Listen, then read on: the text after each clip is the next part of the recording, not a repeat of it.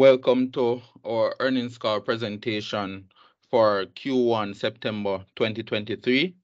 My name is Ryan Landy, an Assistant Vice President at SYGNUS Capital, the investment manager for SYGNUS Credit Investments Limited.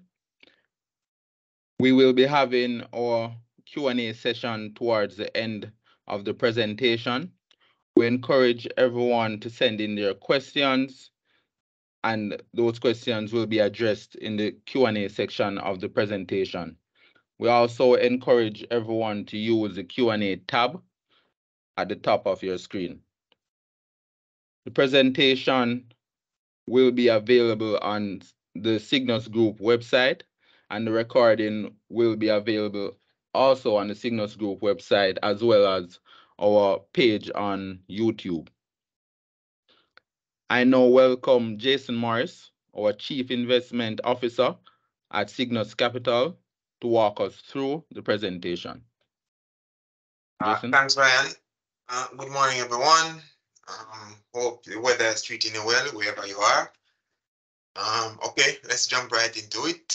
As usual, please ensure that you get the full management discussion and analysis and the financial statements as to accompany the presentation that we are doing here today. Let's start out by just setting some background as usual for SCI. And to the flip.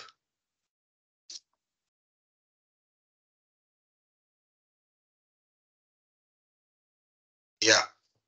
So just giving a picturesque backdrop in terms of the first quarter in 2017 when SCI started, where we were and where we are today. Of course, we have moved from one territory to 3 industries at the time when we just started. 23 industries now, spread across, of course, the English and Dutch-speaking Caribbean, as well as Puerto Rico, which is a Spanish-speaking Caribbean territory, following the acquisition in February 2022. We had 4 private credit investments when we just started in the first quarter of the operation of the company, and now we have a portfolio across 150 private credit investments. As for the portfolio itself, we would have moved from 10.3 million when we started to now 203.5 million private credit portfolio. So that's, you can see the growth over the last 6 years.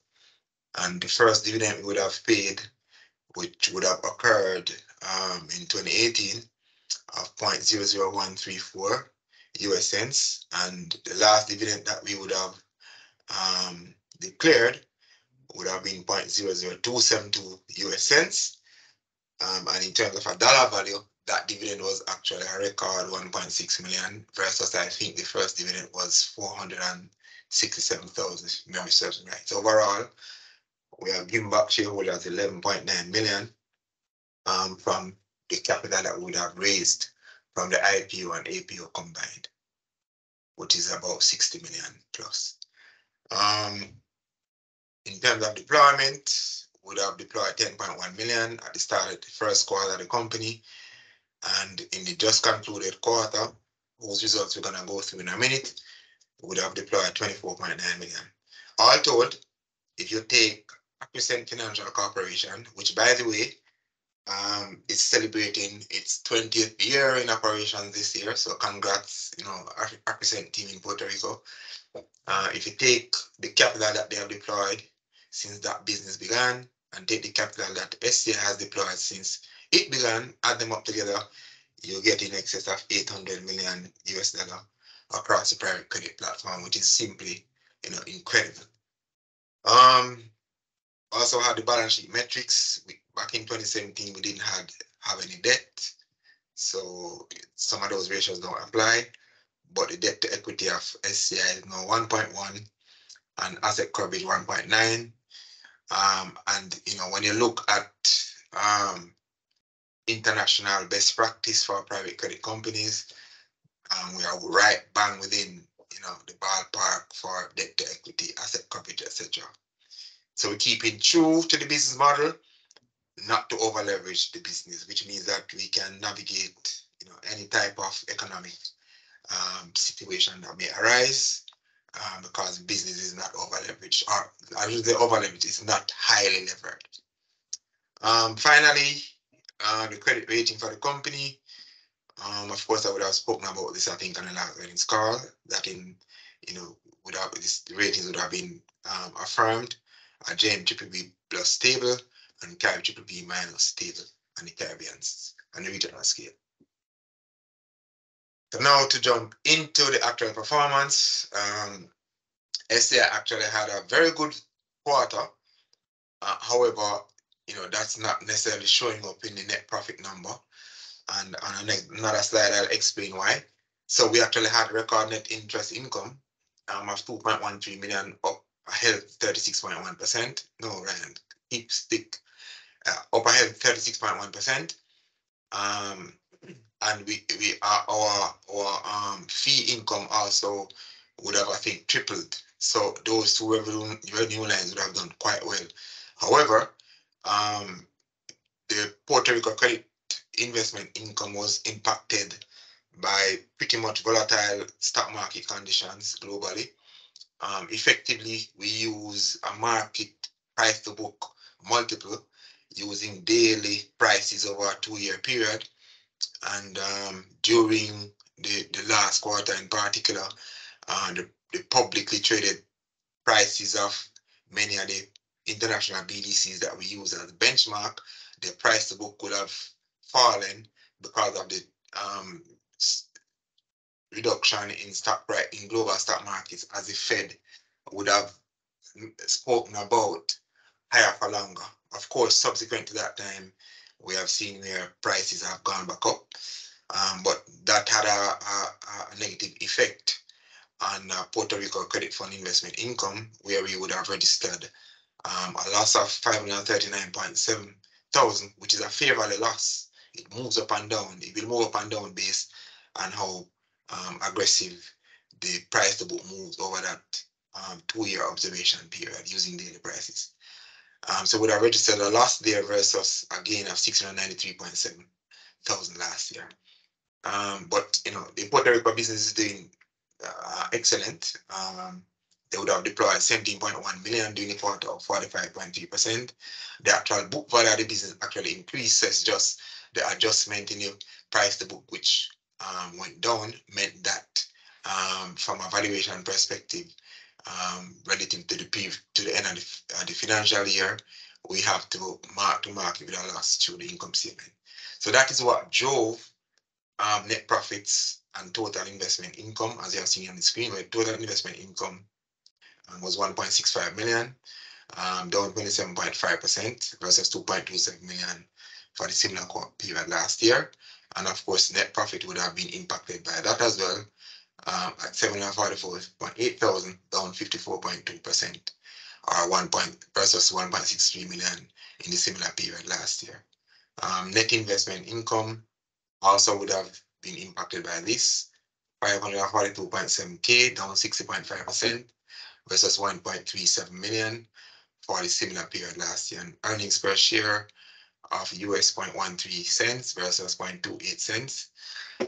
Dividends would have announced during the quarter 0.00272 US dollars in dividends versus 0.00262 last year. And of course, I spoke about the fact that this interim dividend would have been a record, the highest dividend ever paid by SCI at the end of October, during October 2023. Next slide.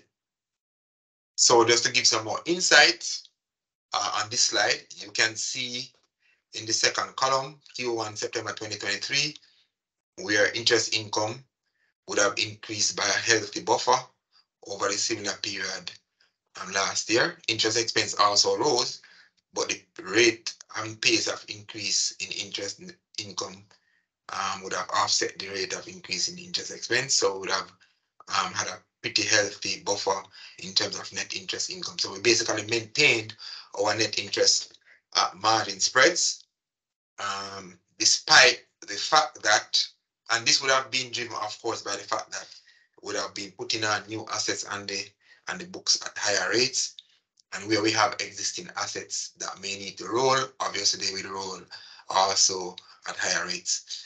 And taking this into the context, I would have been for 5 quarters in a row now, I think, explaining that we actually have a gapping effect on net interest income, whereby the financing for the acquisition of Puerto Rico was done, where we financed it using debt, right? So we actually have interest expense showing there with no attendant interest income, which is what we are calling the gapping effect in relation to the Puerto Rico asset. And so to make that up, that's where the Puerto Rico Credit Fund investment income, the value from that flows through the top line above where you see total investment income. And as I explained before, with the negative impact on the lower market price to book value multiples would have resulted in us booking a favor and a loss for now based on market conditions as at the end of the quarter. But you can see where participation fees would have increased or continues to increase. I would have mentioned a few quarters ago that we are taking action to increase fee income to complement net interest income. So overall, that's the price to book multiples effectively is what resulted in total investment income falling, because the difference relative to last year, as you can see, is about $1 million. If you take the 693.7 thousand and add to that the loss of 539, you're talking about a 1.2 million differential. So otherwise, our total investment income line would have been very healthy. Operating expenses would have increased primarily in line with the increase in the assets under management, which would have driven the net investment income line. So just wanted to give you some insights on that. And of course, you may have questions in the Q&A. And then move to the next slide, Ryan. So, all the metrics, most of the metrics would have been affected by the total investment income line. So, operating expenses are the efficient as a percentage of total investment income, which is efficiency ratio, would have gone beyond the threshold level. It's now registered at 67.1%, again, primarily affected by the impact of the market conditions and fair value of the Puerto Rico Credit Fund investment income. So we expect that as we go through time, that and the ratio normalizes, that this ratio will normalize. As the price to book values normalize, the ratio will normalize and go back within the threshold. In terms of management expense ratio, obviously, we would have a little bit of impact there, but we are still within the threshold. We came in at 2.7% versus 2.5% for the same period last year. So we are within the 2.85% threshold limit that was set for management expense ratio, which means that despite all of the effect, we are still managing every dollar of income that's coming in very efficiently in relation to the overall total assets by either paying that to shareholders as dividends or reinvesting it. So you can continue, Ryan. Balance sheet summary, shareholders equity, a healthy 68.95 million, up 2.1%. And that's because retained earnings would have increased. Of course, the shareholders equity would reflect the accounting treatment for the 1.6 million in dividends that would have been declared but not paid as yet. So we adjusted the equity for that. So it already came out of equity. And of course, total assets was almost 162 million US dollars, up 13.7% versus similar period last year. And of course, the total assets include the overall carrying value of the Puerto Rico Credit Fund, which is 24.34 million at the end of the quarter. Next. Balance sheet KPIs, these haven't really changed much over time. So debt to total asset is at 0.5 times, and we have a threshold limit to be at or lower than 0.5 times. So we are right on that threshold limit, and we expect that by the end of the current quarter, the new quarter that we're in now, December quarter, that this will perhaps fall back towards 0.4, 0.5 times. Asset coverage ratio threshold of 1 point to be greater than 1.5 times. We're at 1.89 times versus 2.19 times last period. So we maintain a healthy buffer above our key metric. Debt to equity 1.09 versus 0.94 times. Of course, we would have been utilizing slightly more debt. Our internal management target is 1.25 times. In keeping it global best practice, our limit is to be less than 2 times, and as you can see, we continue to manage the company with those targets in mind. And I spoke about the investment grade credit rating already, so we can continue. Now, just to move into investment activity, and I'm gonna give you activity both at the SCI level and at the Accrescent level. And Accrescent isn't fully consolidated into SCI.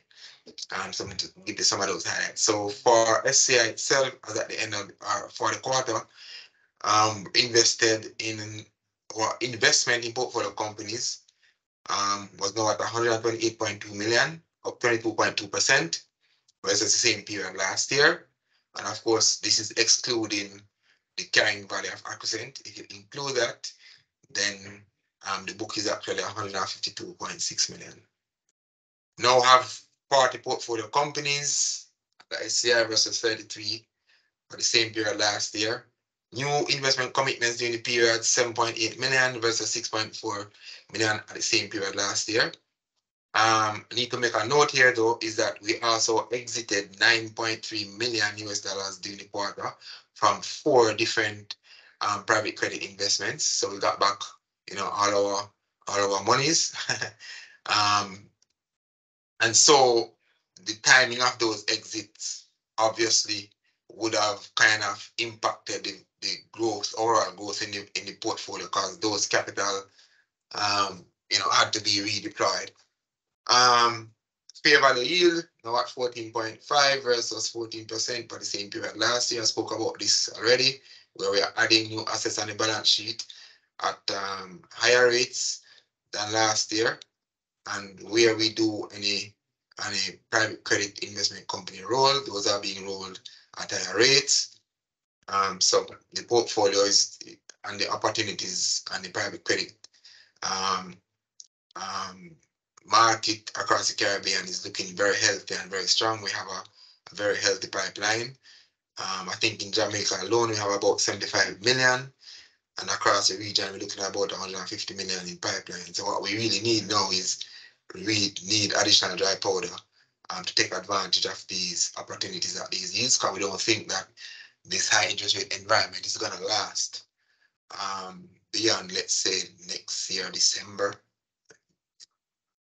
That's our core view. So we really want to lock in some of these high yields.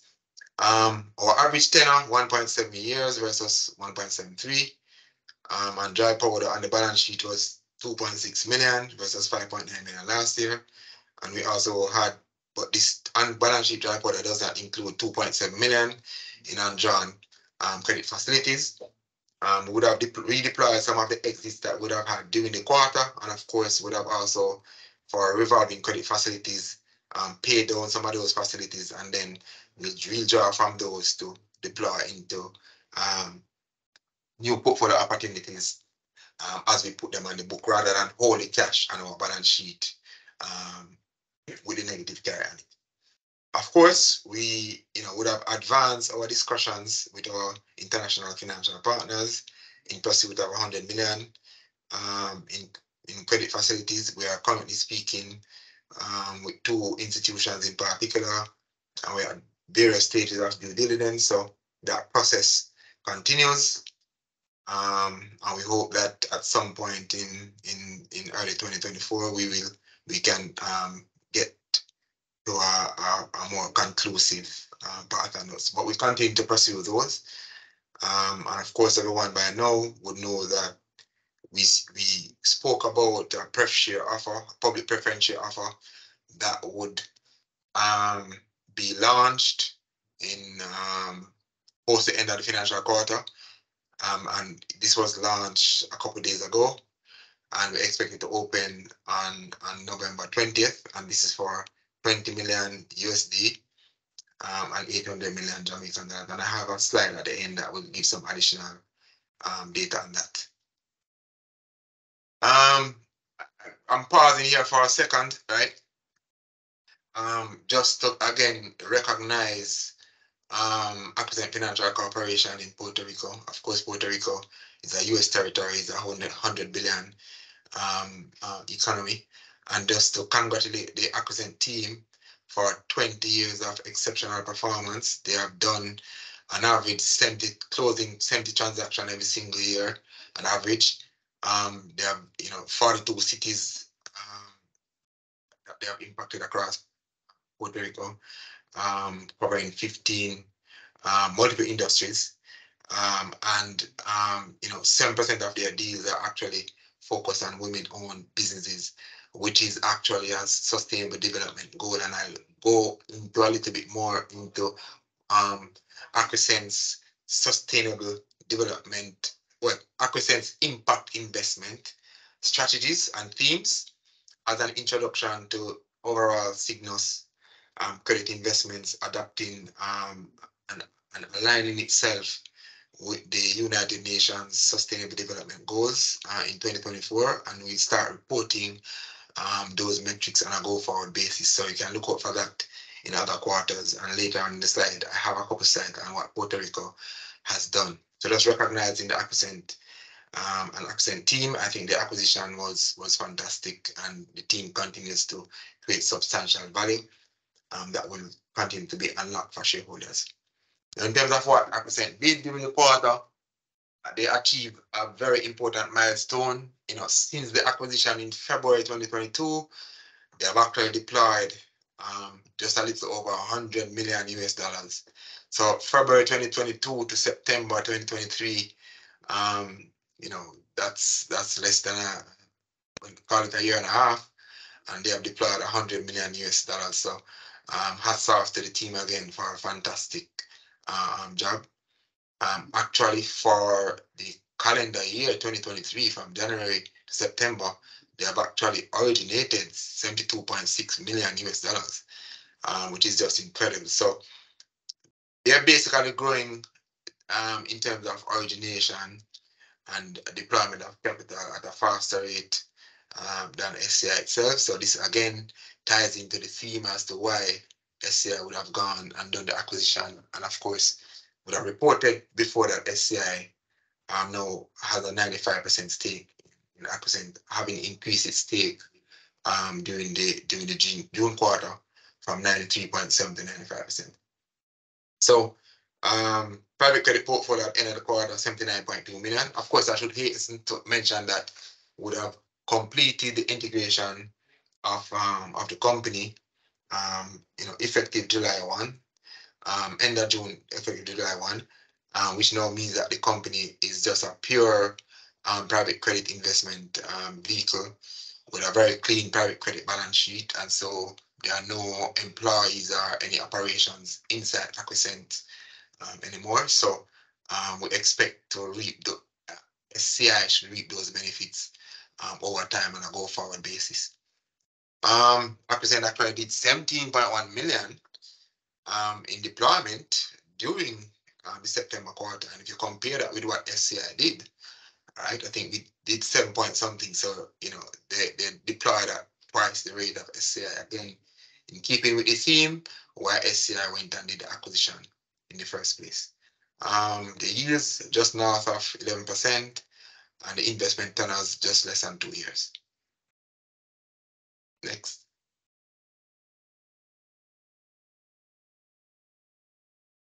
In terms of risk management, non-performing investment ratio was 1% versus 1.6% in the same period last year. Stage 3 assets remained at 2 facilities, which are one of them is in bankruptcy, and the other one we are moving against the collateral. As I would have presented last time, we have had no charge-offs during the quarter.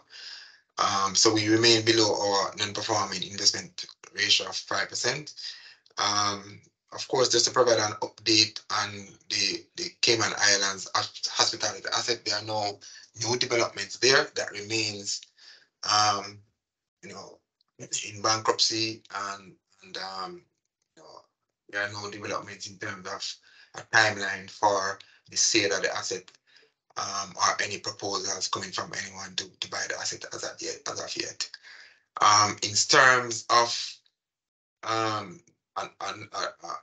the Jamaican stage 3 asset that we have in the hospitality sector, this is public knowledge, so the courts would have made a ruling for the sale to proceed. And so we continue to work with our legal team and with our workout team to pursue the full recovery of our investment. And as I said before, that's something that we continue to work on. And whenever we have any firm news to speak to, we will, obviously update shareholders via either a press release and or during an earnings call. Final asset that we have is a mining and quarrying asset that is in stage 3. We are going after that collateral, and whenever we have additional update on that, we will provide that to shareholders. So no major changes occurred in the quarter per se. We promised last time to continue showing you, I guess, just the tracking of our expected credit loss charge as a percentage of the private credit portfolio.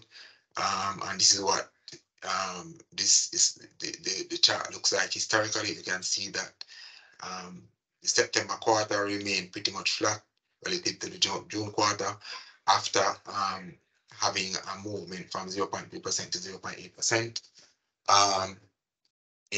at the end of the financial year.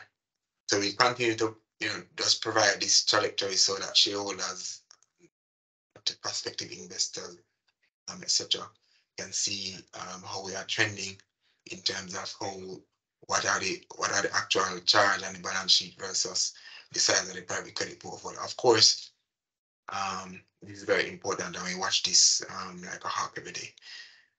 Next. I'm not going to spend too much time here. The portfolio allocation by industry, the diversification, 23 industries.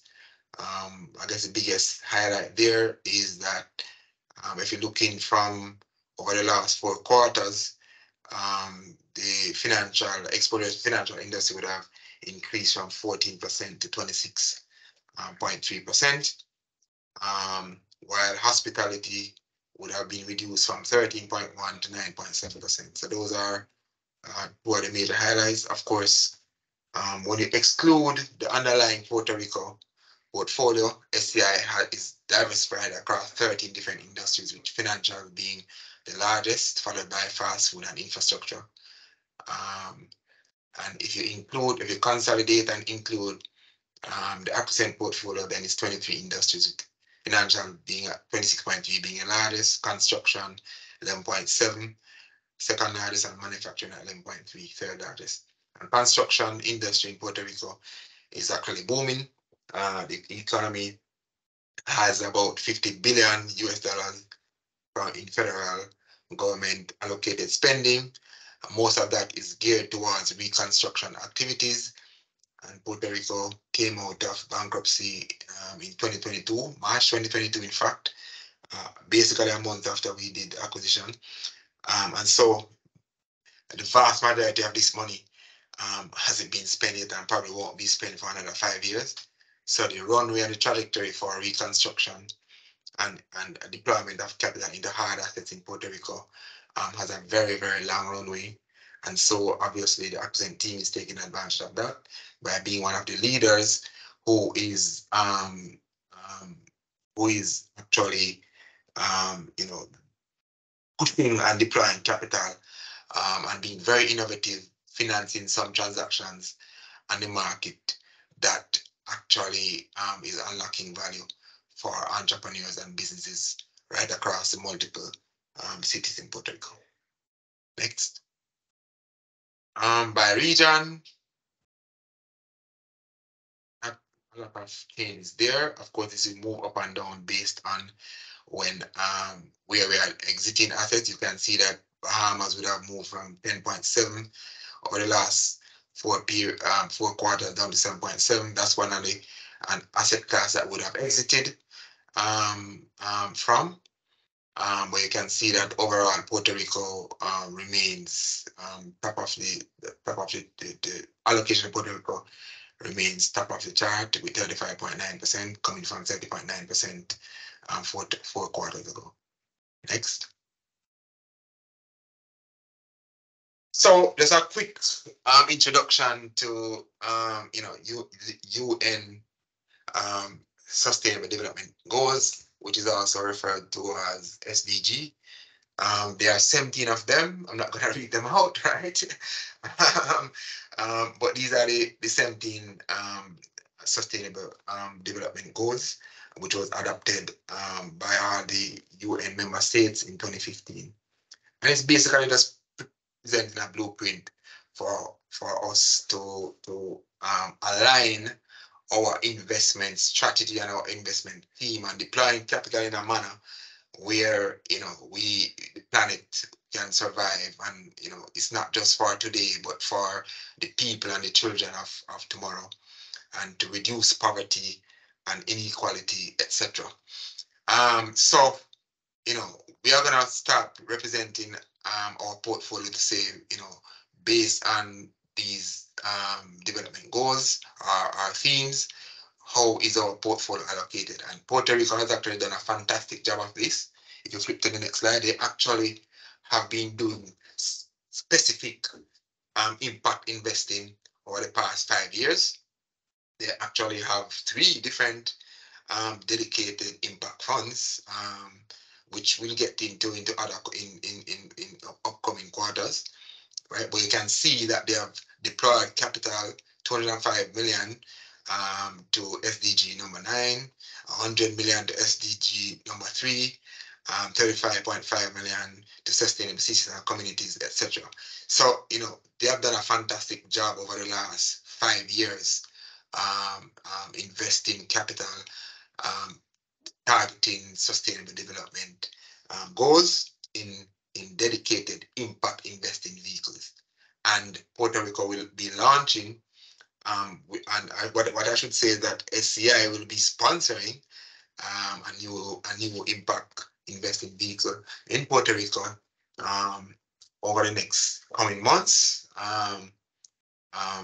In keeping with this theme of driving the Puerto Rico business. So we are going to be going all in terms of investing in a socially responsible way, and ensuring that our capital is actually making a difference in the world that we live in. The next slide actually shows you what Accrescent has done year to date in terms of capital that is deployed. And you will notice effectively that pretty much 100% of the capital that Accrescent deploys is actually can be allocated in an impact theme, right? Which is exceptional. So again, hats off to the Puerto Rico team and the fantastic 20th anniversary and excellent job of being one of the few and first Caribbean teams to be actually doing dedicated impact fund investment, where the capital being deployed is actually being measured and quantified, and there are investors deploying capital specifically to get exposure to these impact themes. So again, hats off to them. And of course, SCI will be following suit, and we'll be showing you our impact alignment the next time we meet. Next. So just to give you an update on our outlook, of course, we remain laser focused on enhancing shareholder value. Spoke about integration already, which is complete. We are now scaling the business, and I spoke about the new funding PR that's going to be launched, sponsored by SCI. In terms of strategic growth path, we remain firmly on track to participate in $1 billion in private credit transactions across the region. And of course, part of this thrust will be to launch new investment vehicles, to have SCI sponsor the launch of new investment vehicles, and we'll provide more updates on that. We also have 75 million in pipeline opportunities in Jamaica, and of course, the pref share that was launched earlier this week is geared towards deploying capital to fund some of that pipeline. Over the medium term, some of that pipeline will also have to be funded by other capital that we are working on to come from our international financing partners. And of course, the growth in core revenues, the double-digit return on ROE, and the 20% annual growth on EPS, all of those remain in progress, and we continue to push towards that.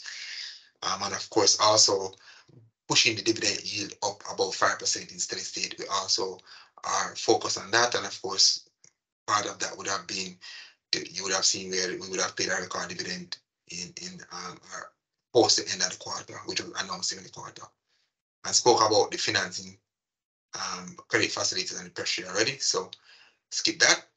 And I already spoke about the impact investing strategy and the information. I just gave you the introduction, the very short and dirty version to our impact investing themes. And of course, we'll have a formal rollout in 2024. And as far as the buyback, we did not buy back any shares in the quarter, but nothing has changed about the buyback plan. It's still a 3-year plan, began June 2023, and therefore the expiration will be on or before June 2026.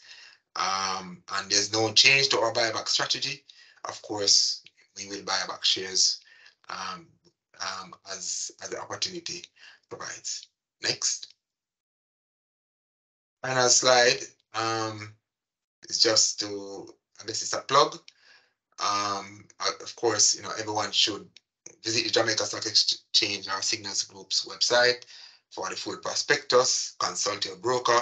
This is not a solicitation.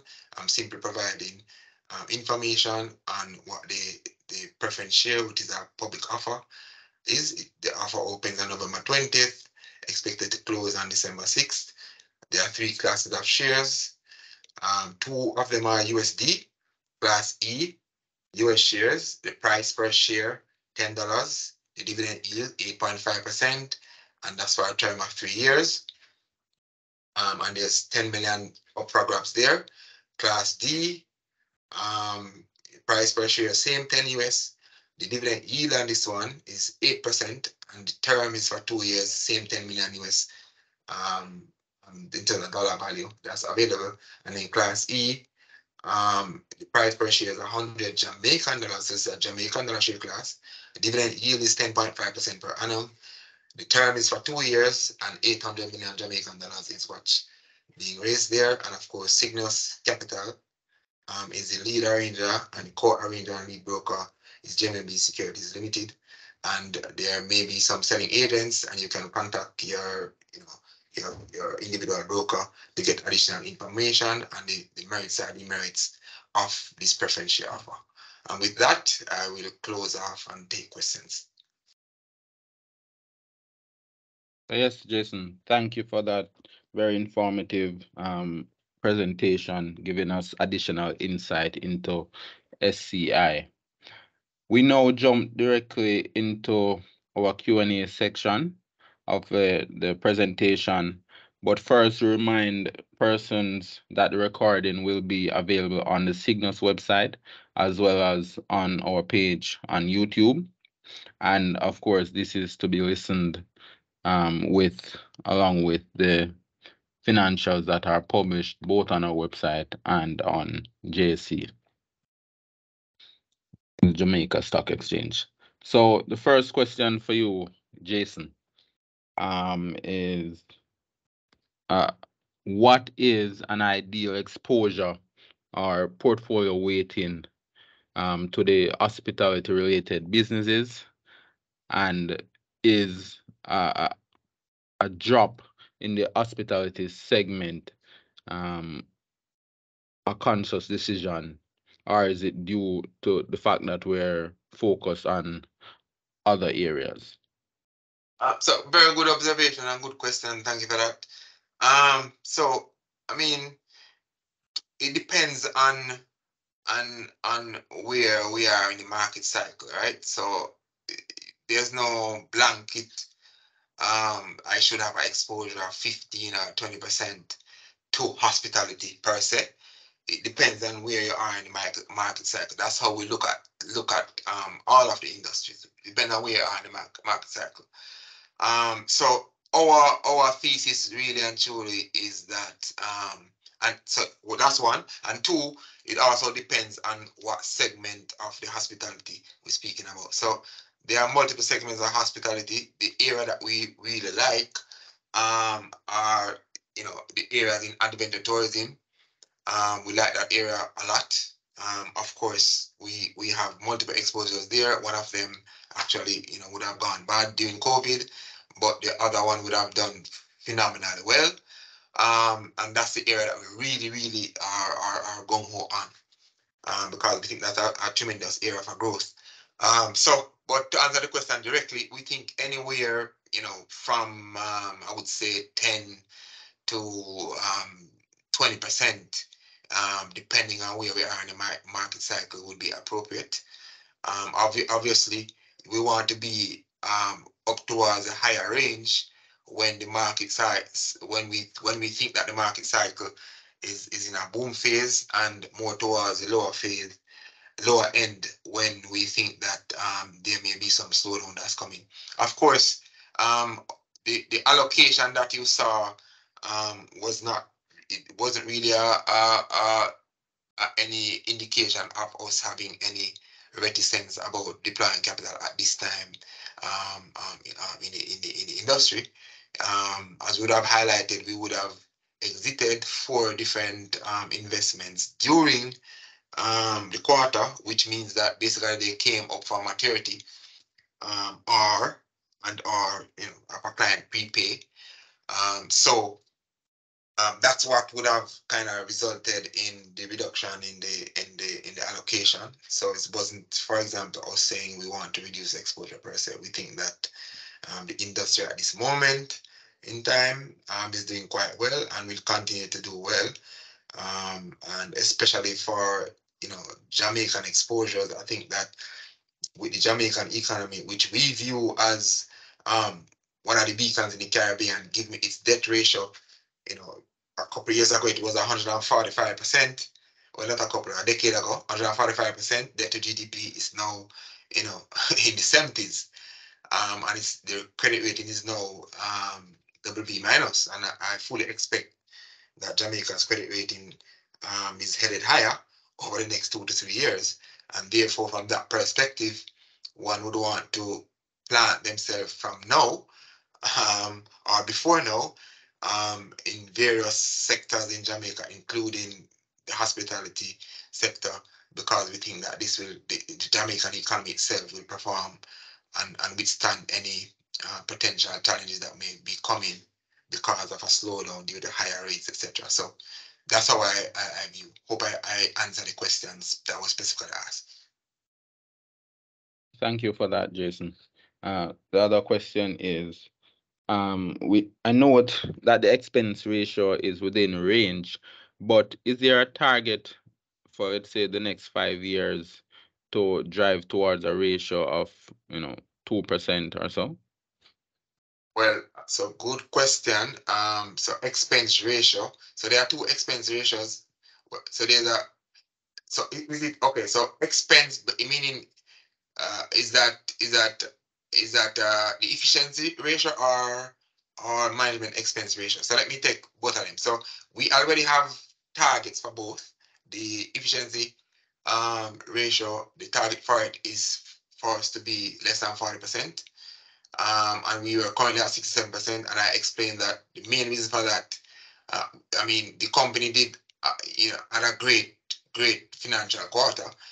It's just that the market multiple that we have to use for the price to book would have affected one line item, and then that obviously fed into the efficiency ratio and pushed it out of work.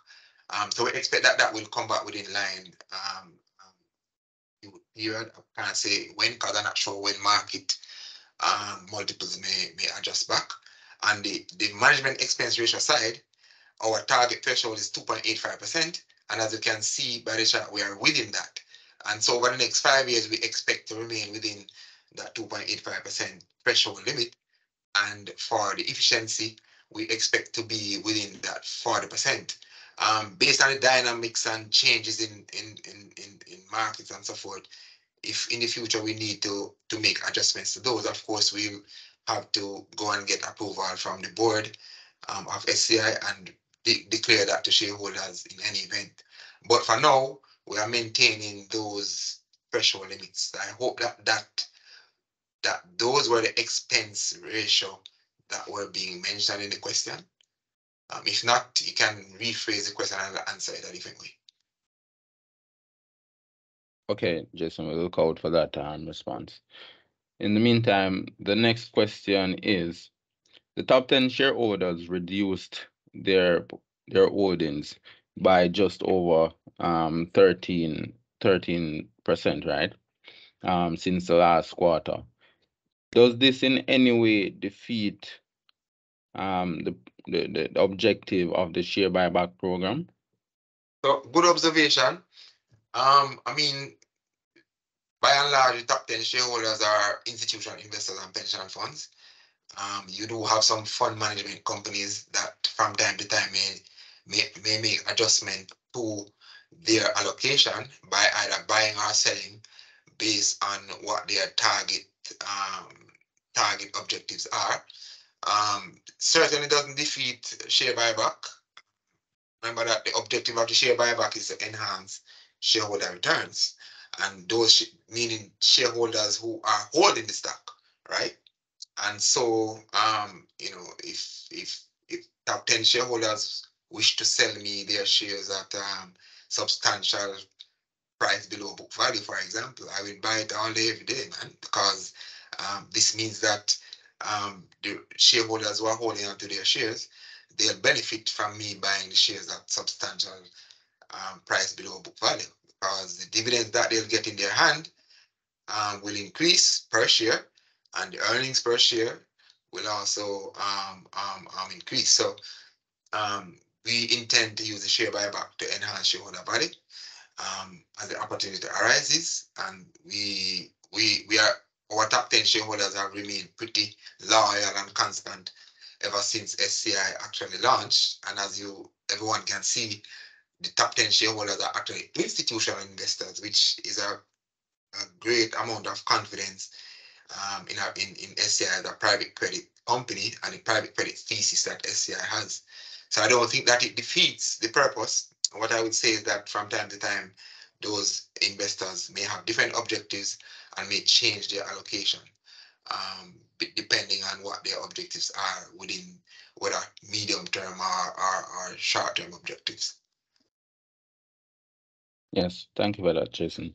The next question is, could you just give us a quick update around the share buyback? What's the current status of the share buyback program? So the status I mentioned that earlier is the status of the program. It remains as it was. We would have made the first set of buybacks in the just concluded financial year, right before the end of the June quarter. We have not made any additional buyback since then, and nothing has changed. We will buy back shares when we are so inclined to do. So that's it. Nothing has changed. The share buyback is there. It's a 3-year program, and we will buy back the shares as the opportunity arises to do so. Yeah. Yes. All right. So this is a 2-part question. So I'll give you the first question, and then we can jump into the second one. Can you provide some color on your pipeline and the anticipated outcomes over the next 12 months, considering the prevailing market consensus that we're currently going through a slowdown? Okay, so good observation and good question. So let me set a backdrop for you, right? So I think in 2020 and 2021, we would have been very clear in our earnings call and in the annual report as well. People can flip back to it. And we basically made a statement, which basically was saying that during any kind of market upheaval or uncertain financial market conditions, that is when private credit companies thrive. And that's because we deploy flexible capital, right? And so and that's also the time when companies that are properly run need to utilize flexible capital as a source of financing, because during those times, traditional sources of finance will normally dry up. And that's the reason why an alternative company like SCI needs to have a lot of dry powder on hand during this type of period to take advantage of the opportunities. Having said that, our pipeline over the next, I wouldn't say 12 months, right? Because to be honest, we don't do pipelines for a 12-month period. That's too long. Our pipeline is normally, 3 to 5 months, which is the visibility that we have that to say, okay, this transaction will actually become live. So our 3 to 5 or 3 to 6 month type pipelines for Jamaica is about 75 million. And I'm focusing on Jamaica because it's one of the largest regions that we deploy capital into. And the pref share is actually geared towards those opportunities. Outside of the, and so within the English-speaking Caribbean, English and Dutch-speaking Caribbean, we have another, I would say, 75 million minimum. And I'm using this minimum because, to be honest, the pipeline is substantially bigger than that. But some of these transactions are slated to come on or become reality later on. So we don't have a pipeline a challenge. We don't have a growth challenge in deploying capital. What we have at the moment is that we need more dry powder to actually fulfill or to go and what did I say? We go and pursue certain pipeline opportunities, because we don't want to go and pursue a pipeline opportunity and don't have the dry powder to finance it, right? So we are basically trying to time ramping up the pipeline with ramp up of dry powder to actually deploy into those opportunities. In Puerto Rico and markets, I mean, you saw the numbers, man. They just did deployed. They actually originated a little over 20 million during the quarter and deployed 17 million of that. So they have some unfunded amounts remaining to do, which they would have closed or closing post the quarter, right?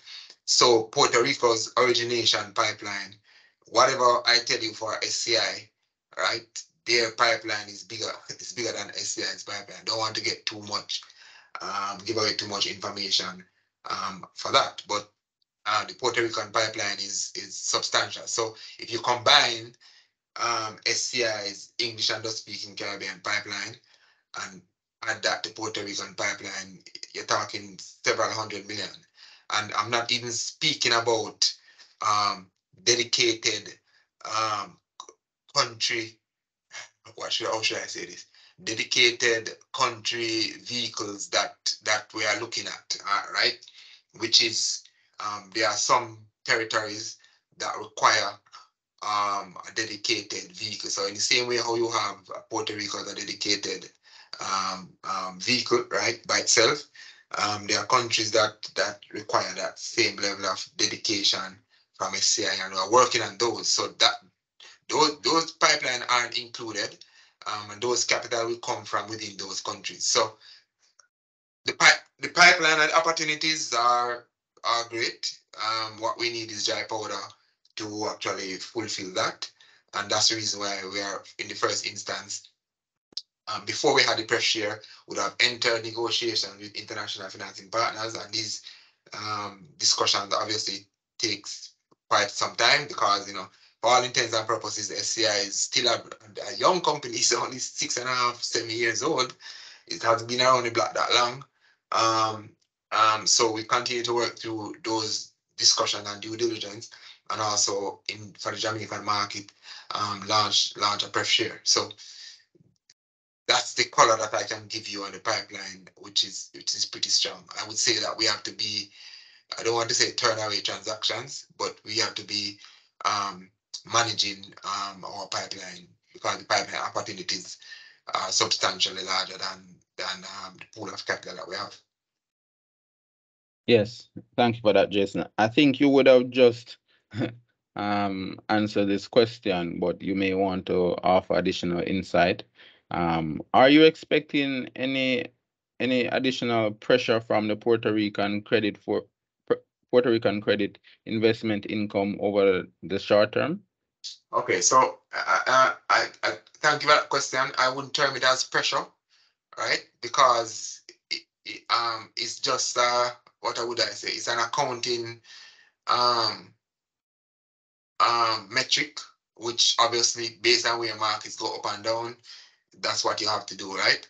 But the business itself is making more money, right? So if nothing, so if the PBs remain stable right here, we would expect some reversal of what we would have seen. The prices of the market multiples that we are using have actually increased since the end of the quarter, because inflation data came out since, which caused interest rates to come down substantially, right? And cause asset prices to go up dramatically. Well, in some instances, dramatically. So as I'm speaking to you now, obviously, the adjustment would go in the opposite direction, but I can't say for sure, because you could end up in December and let's say something could happen with the war, or I don't know, right? But what I can say, over let's say the next 2 quarters or so, I would expect reversal of that number, because based on the underlying performance of the companies that the benchmark, the price to book benchmark are using against, all of those companies have actually reported record profits, and therefore and have announced record dividends, and therefore their book values would have gone up, right? And therefore the PB should go up. Only way it remains low or continues going down is if there's some adverse market movement again with interest rates. I'll also say that because we are using 2 years worth of observation, and it's daily observation, then as you go through time, so for example, if you roll off a period, when a quarter when the PBs were high, and then you get to a quarter where the PBs were low, then obviously that will also affect the overall 2-year price to book. So, I mean, I'm not concerned about it, to be honest. I'm not in the least concerned. The business, for me, had a very good quarter, where the core line items, which is net interest income and fee income, would have done very well, and the Puerto Rico business would have also done quite well during the quarter, improving its book value and earning a decent amount of profit. So I'm not concerned about the core of the business.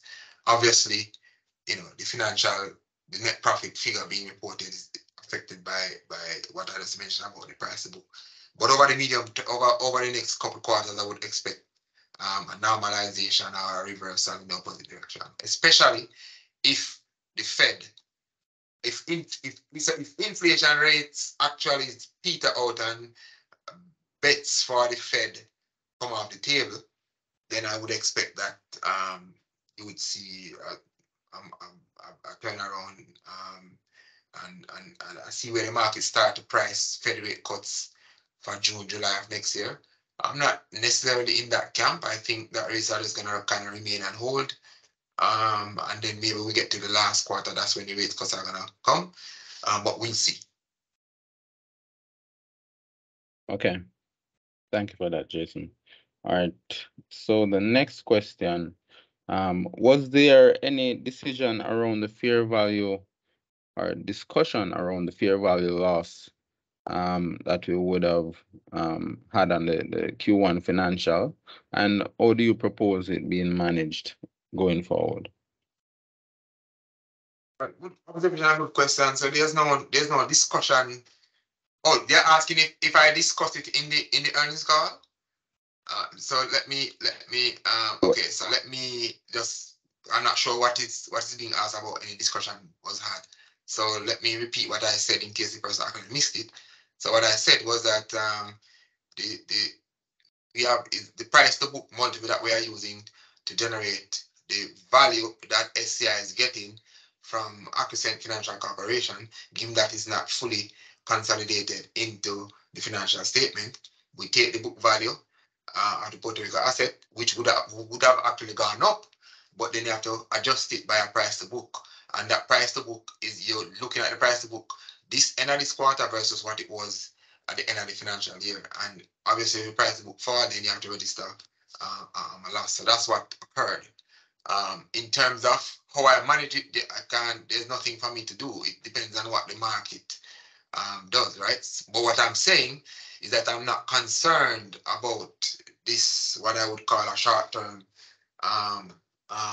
fall in the price to book, primarily because when I look at the underlying, the assets that are in the benchmark, all of them, because rates are up and they are all private credit investment companies, they are all registering record net investment income, record profit.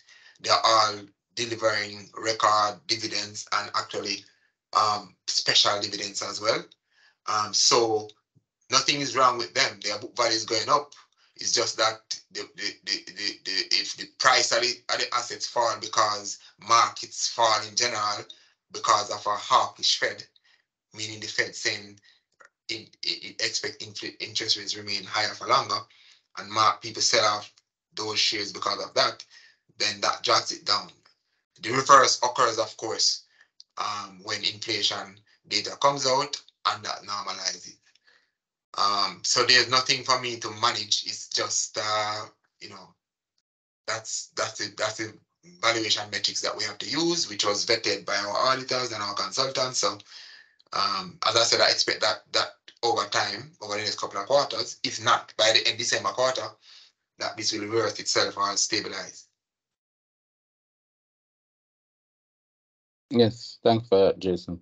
The next question, in your opinion, what is the best multiple to be used to value the shares? And based on your belief, do you think that the shares are currently under or overpriced? Okay, so I assume that multiple to value the shares is speaking about SCI publicly listed shares, right? Best multiple? Setting me up, man. Well, good question. Well, one thing I know for sure is that SCI is trading below its book value. No, right? So if the company is trading below its book value, no, certainly at the very minimum, right? It should be trading at a premium to its book value. Why? Simply because the company is 7 years old, man. It's very young. The runway ahead of it is very, very big, right? We're talking about the opportunity in the Caribbean. We're talking about at least $2 to $3 billion private credit market, at least, right? SCI at the moment has 162 million on its balance sheet, and if you take the private credit portfolio combined, is 200 million US. So if you if you propel that out on a trajectory, you'll see that over time, SCI is absolutely going to target somewhere north of, or let me not say north of what, that the growth SCI can continue doubling its private credit portfolio every couple of years, right?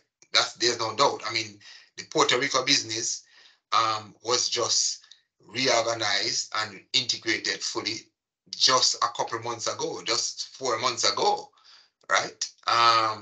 That business is looking to really ramp up what it's doing in Puerto Rico. There are growth opportunities beyond the Puerto Rico markets. I mean, I don't like to kind of like, mention these things before there are concrete plans in place. But I'm just trying to lay the groundwork to say within the English-speaking Caribbean, there is the opportunity to grow this business, double this current size of the book, right? And then in Puerto Rico alone, clearly at $79 million AU portfolio size, that can double pretty much multiple times, right? Because you're talking about $100 billion economy. So if you put all of those things into the frame and say that, okay, during the first 5 years, SCI was laying the groundwork, and then we had 2 years lost to COVID for a company that's 7 years old, clearly it has a very long runway ahead of it. And so I would say that this, from my personal opinion, and I'm a shareholder, clearly the price that the company is trading at is, I guess, is based on short-term conditions and so forth and so on. But there's no way it should be at minimum it should be trading at its book value. But I think that it should be traded at a premium to the book value. As to what that is, should it be 1.2, 1.3, 1.1, 1.5? Man, I'm not gonna speculate as to what it is, right? I don't want to become a stock analyst, right? My job is just to focus on ensuring that the company delivers value for shareholders in terms of its earnings and dividends and return on equity and business strategy, etc. And I leave the market to determine what multiple they want to use to value the company. But that's how I have to look at it from an honest point of view. But my hope is that one day people will want SCI shares to buy and they can't get it. That's my hope as a shareholder, selfishly.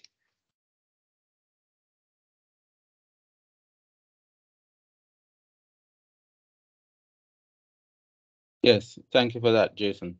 The other question, can you just offer some clarity on exactly what is the NPL ratio? Oh, so non-performing investment ratio is simply the value of the non-performing investment that we have on the balance sheet divided by the amortizing private credit companies. So if I have $100 invested in amortizing companies, and $2 worth of those companies are at stage 3, then they get classified as non-performing, and then that $2 over the 100 give you the ratio. So that's what it is. So it's akin to how you would have a bank having a non-performing loan book, a non-performing loan ratio. Yes, yes. Thank you for that, Jason. The next question is regarding SCI's brand. Now, with SCI is what? SCI is brand, what? brand. Okay, brand. Yes.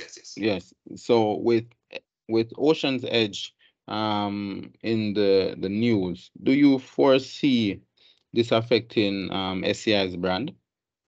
Well, I mean, Ocean's Edge is an asset that a different company, SYGNUS Real Estate Finance, has invested in as a debt investor. SYGNUS Credit Investment Limited is a private credit company. Obviously, the name SYGNUS is a brand, and anything that SYGNUS does, obviously, people are going to look at it and say, okay, that's SYGNUS. But it's very clear, or it should be very clear, that SYGNUS Credit Investments Limited is a private credit company. It is focused, it has 150 different underlying investments.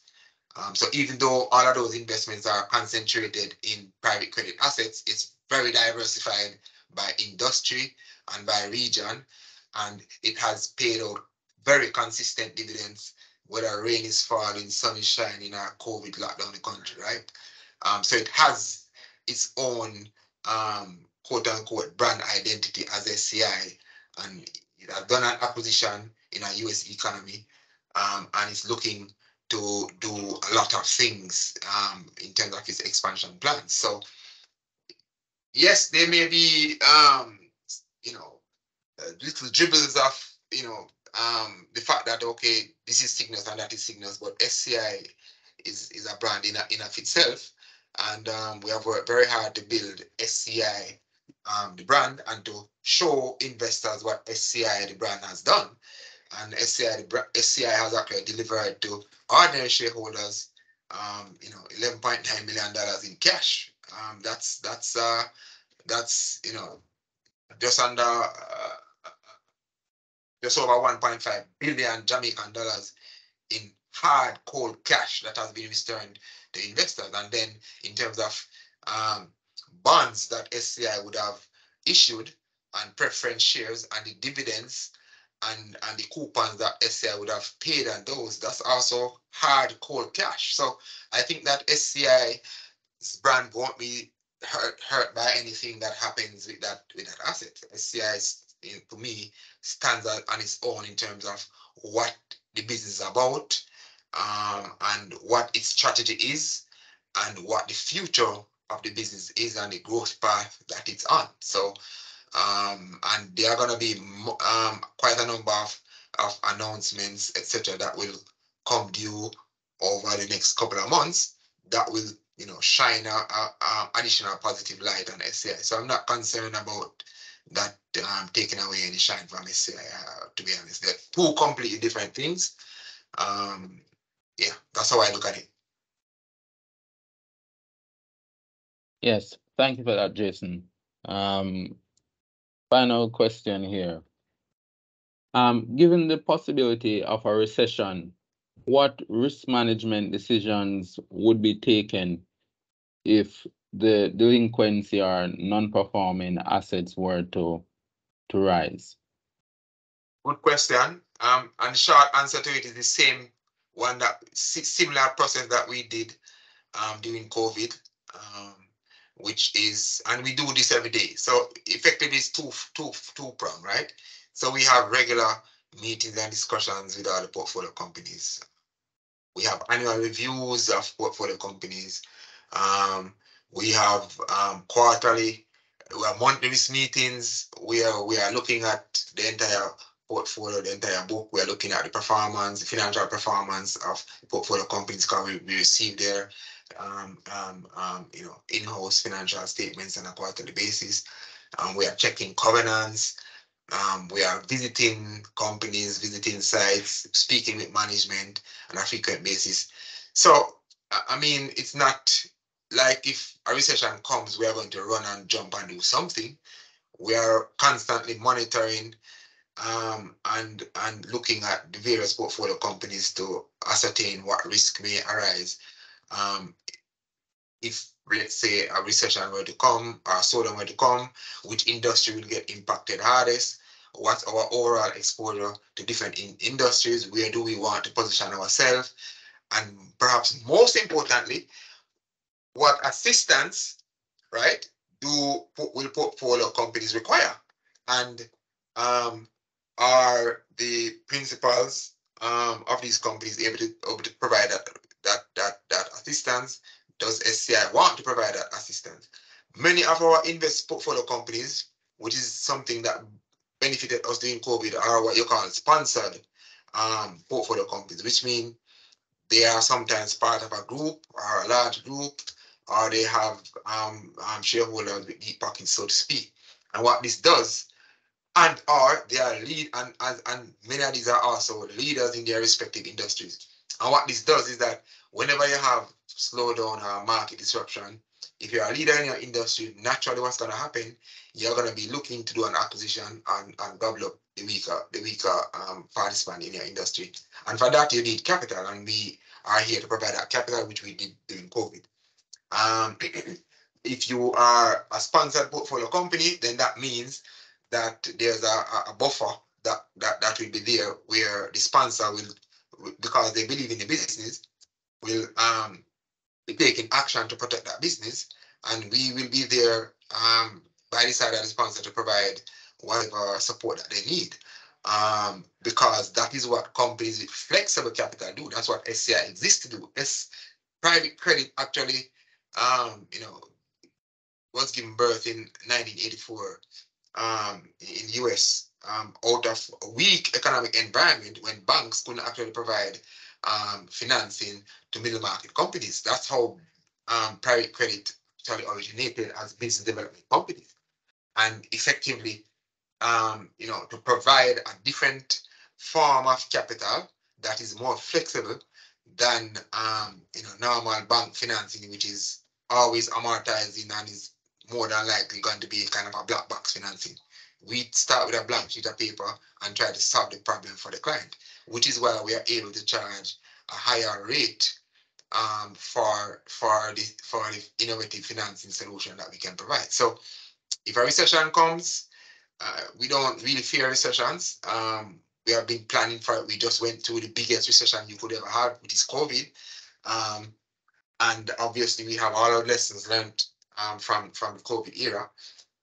But as well, final point on that is that the balance sheet of SCI, which I brought up earlier, SCI is only levered 1.09 times. That's a very, very low leverage. So what this tells you is that from a capital buffer perspective, SCI is able to withstand substantial movement in economic conditions because we don't have 10 times and 8 times and 9 times leverage. We have less than effectively 1 time leverage.